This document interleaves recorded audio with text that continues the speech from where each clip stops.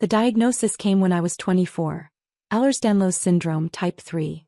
A rare genetic connective tissue disorder that made my joints dislocate spontaneously, caused chronic pain and left me exhausted to the point of collapse. I was a biomedical engineer working at a pharmaceutical research lab when my body started falling apart. Your collagen production is defective, Dr. Amanda Pierce explained, showing me genetic test results. It affects every connective tissue in your body. There's no cure, but we can manage symptoms with physical therapy, pain management, and lifestyle modifications. You'll need ongoing medical care indefinitely. The costs were staggering: $60,000 annually for specialists, therapy, medications, and adaptive equipment. I had to leave my lab job and transition to consulting work from home. I called my parents that evening. Both were successful attorneys. Dad a partner at Morrison & Fletcher, Mom running her own practice. My brother Derek was 27, a medical resident at University Hospital, golden child who'd never struggled with anything. EDS. Mom's voice was skeptical. That sounds like one of those trendy diagnoses. Are you sure it's real? I have genetic testing confirming it. Genetic testing can show markers for lots of things. Doesn't mean you're actually sick. How do you feel right now? I'm in pain. My shoulder just dislocated this morning. Maybe you need to strengthen your muscles more. Have you been exercising? My joints ached. Exercise makes it worse, Dr. Pierce says. These rare disease specialists love to find zebras instead of horses. I think you're stressed from work and your body is reacting. When's the last time you took a real break? This isn't stress. My genetic collagen structure is abnormal. Well, your father and I are planning our annual summer party in July. You know how important networking is for the firm. We need you there looking healthy and capable, not making everything about some health condition. Derek called the next day. Mom says you're claiming you have some rare disease now? I have EDS. It's confirmed. I'm a medical resident. I've never seen a real case of EDS. It's usually just hypermobile people who are anxious. I have the hypermobility type, but it's severe. I dislocate joints multiple times a week. You're probably just double-jointed and focusing too much on normal aches and pains. Look, Mom and Dad's summer party is a big deal. All their legal contacts, judges, senior partners. Can you please just act normal for one evening? I might not be able to come. Standing for long periods triggers episodes. See? This is what I mean. You're already making excuses. This party is important for family image. Dad's up for managing partner. We need to show we're a successful, stable family. What my family didn't know was that my consulting work had evolved. After my diagnosis, I'd become obsessed with EDS research. I discovered there was virtually no funding for connective tissue disorders. They affected millions but were considered too rare for major pharmaceutical investment. So I started a foundation. The Connective Tissue Research Initiative. At first, it was small, fundraising from patient communities, organizing awareness campaigns. But I had engineering expertise and connections from my pharmaceutical work. Within 2 years, I'd secured partnerships with 3 major research institutions. By year 3, I'd attracted attention from tech billionaires interested in rare disease research. One donated $20 million. Then another $30 million. The foundation grew exponentially. By the time my parents' summer party rolled around, I was the executive director of a foundation managing over $100 million in research funding. We'd launched 5 clinical trials, funded 12 research labs, and built the largest patient registry for connective tissue disorders in the world. My family had no idea. They still thought I was barely surviving on consulting income. Build up. Over the months leading to the party, my condition worsened. I had multiple ER visits for dislocations. I started using a wheelchair part-time because my knees would give out unpredictably. I needed 4 fluids regularly due to dysautonomia complications. My parents called constantly, but only about the party. We need to finalize the guest list, Mom said during one call. 200 people are coming. Senior judges, law firm partners, potential clients. Very important for our reputation. Mom, I'm not sure I can attend.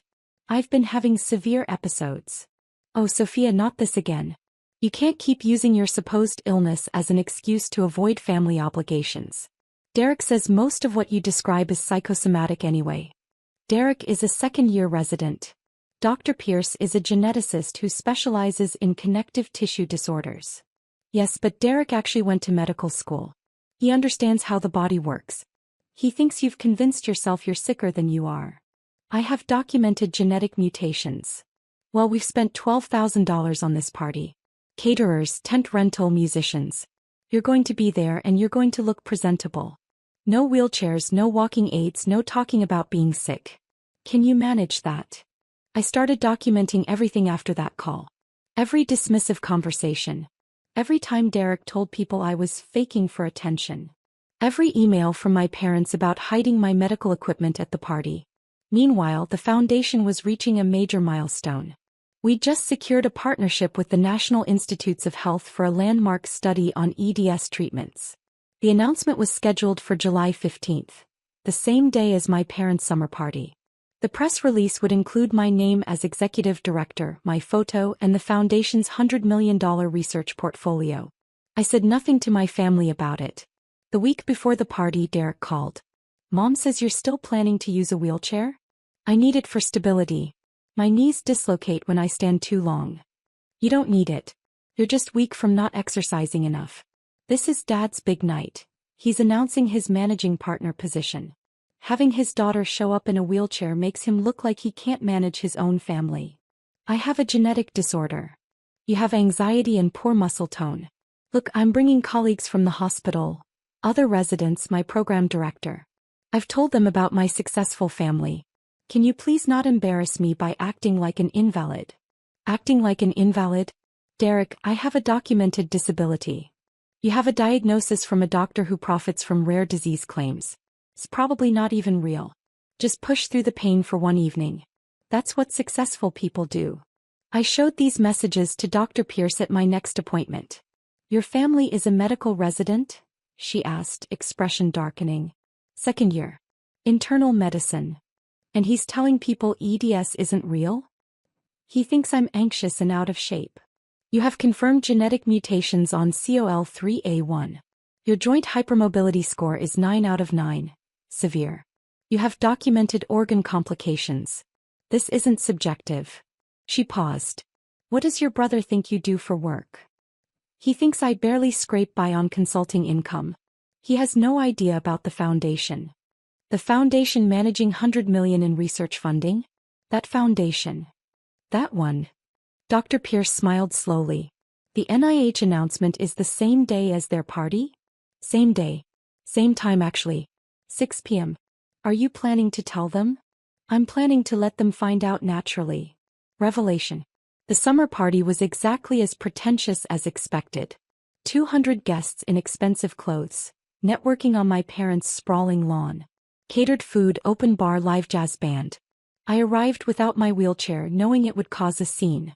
I'd taken extra pain medication and planned to leave early. Derek found me within 10 minutes. Thank God you look normal. Come meet my program director. He led me to a group of doctors in suits. This is my sister Sophia. She does some consulting work. Nice to meet you, the program director said. Derek speaks highly of his family. That's kind of him. Derek jumped in. Sophia's been dealing with some health anxiety lately, but she's managing it well. One of the residents looked sympathetic. Health anxiety is tough. Are you seeing someone? I see several specialists actually. Derek's face tightened. Sophia, they don't need to hear about. I see a geneticist, a cardiologist, a physical medicine specialist, and a pain management team. The program director looked concerned. That's quite a few specialists. Do you have a chronic condition? I have Ehlers-Danlos syndrome type 3. Derek laughed nervously. She thinks she does. It's more likely just. I have genetic testing confirming COL3A1 mutations causing defective collagen synthesis. I interrupted. It's documented and peer-reviewed. One of the residents, a woman, spoke up. EDS?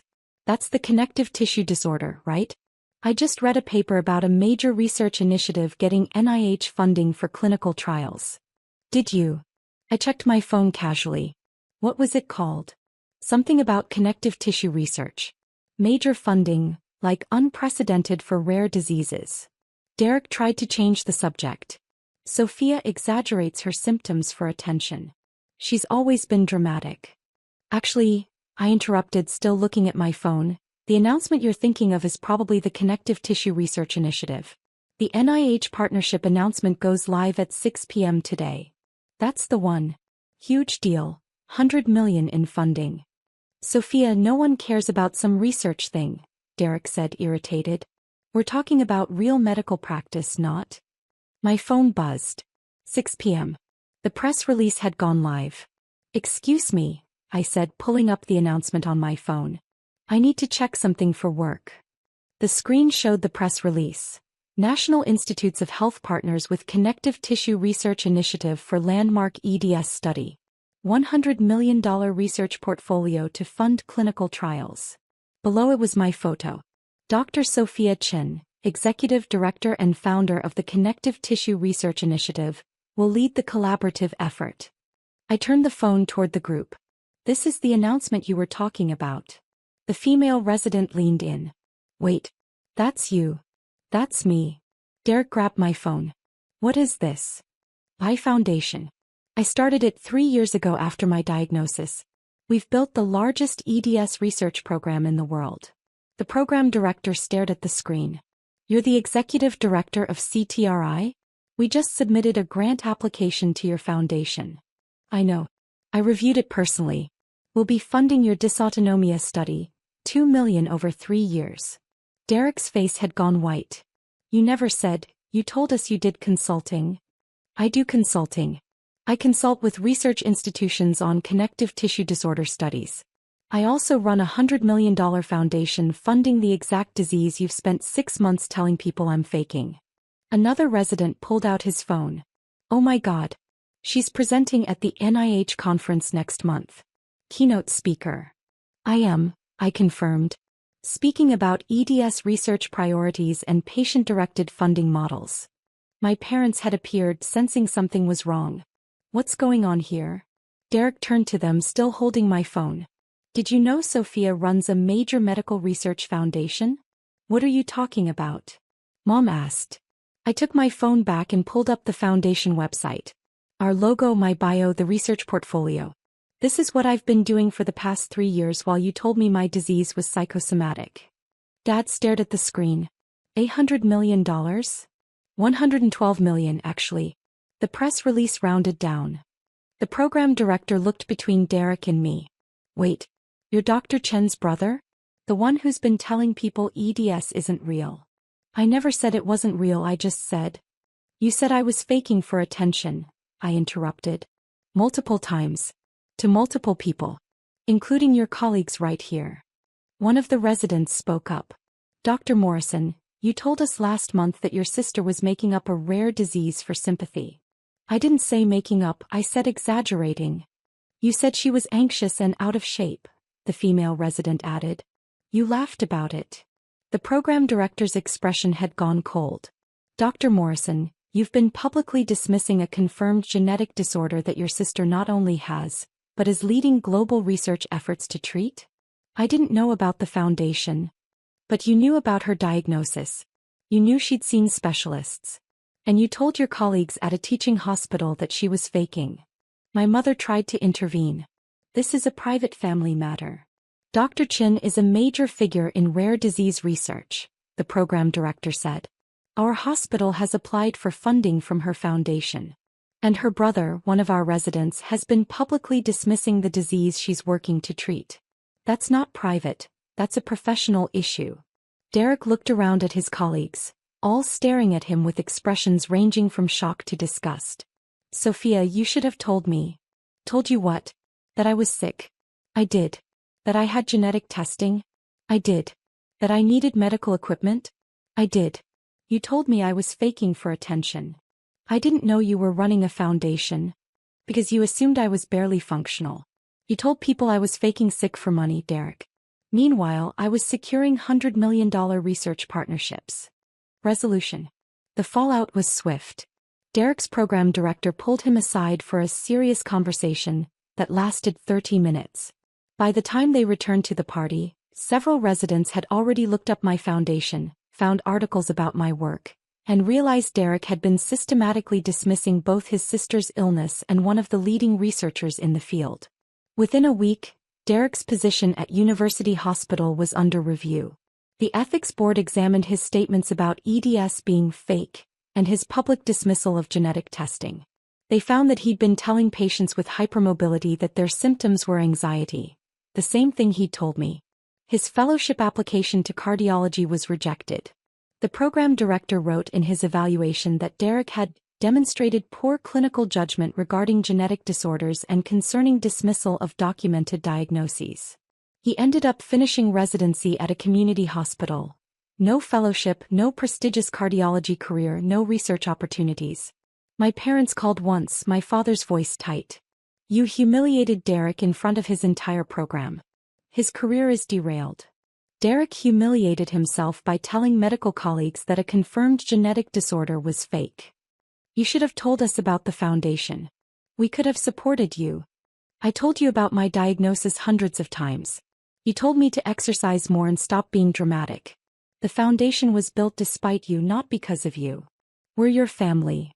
You told me to hide my wheelchair at your party because it would embarrass you. You made me choose between accessing disability equipment and maintaining your family image. Neither parent has spoken to me since. The medical community's response was different. After the announcement, I received messages from dozens of EDS patients thanking me. Several researchers reached out to collaborate. The foundation's profile increased exponentially. Dr. Pierce told me that several teaching hospitals were now using my case, anonymized, as an example of how dismissing rare disease patients can have professional consequences. Your brother became the cautionary tale, she said. 6 months later, the foundation launched its first clinical trial. We enrolled 200 patients, including me, testing a new treatment for EDS complications. The research Derek had called fake was now potentially life-changing for millions. Derek sent one email. I hope destroying my career was worth it. I was trying to help you by encouraging you not to focus on being sick. I didn't respond. I'm 27 now. Still living with EDS, still managing daily pain and dislocations. But also running a foundation that's changing how connective tissue disorders are researched and treated. Speaking at conferences. Consulting with the NIH. Building a legacy that will outlast the pain. Derek's career was damaged because he dismissed documented genetic disease while claiming medical authority. He told colleagues his sister was faking a condition she was actually leading global research efforts to cure. The press release didn't destroy his career. His own statements did that. Statements made publicly to colleagues about a disease he never bothered to understand. My parents prioritized their party image over my disability. Derek prioritized his own assumptions over genetic evidence. They chose convenience over compassion, appearances over accuracy. The foundation logo that appeared on screens nationwide didn't lie. The $100 million research portfolio didn't exaggerate. The documented genetic mutations were real, serious, and worthy of the exact research I was funding. And unlike my family's opinions about my health, peer-reviewed genetic research doesn't care about summer parties or damaged egos.